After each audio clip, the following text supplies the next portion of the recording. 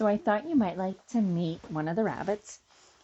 This is Cookie, and she is a pedigree Holland Lop.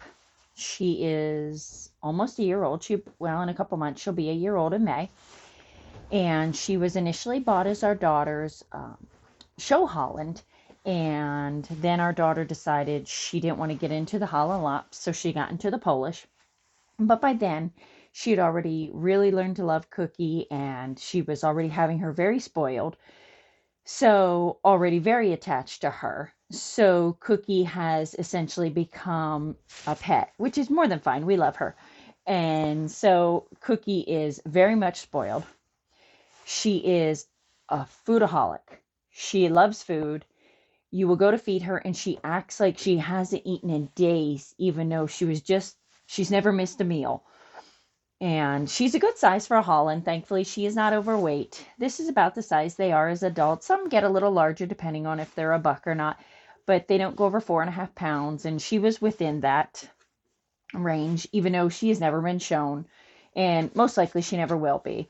And we do not plan to get a litter out of her. She will just be a pet. But she is very, very sweet. She is very lovable. She really likes to be held.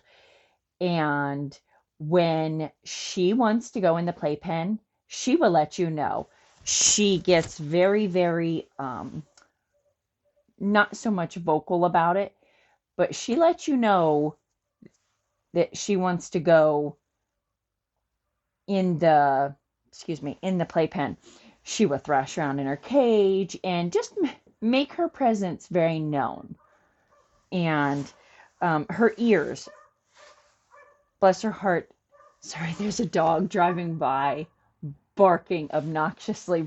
Bless its heart. It wants to be known too. It wants its presence to be known.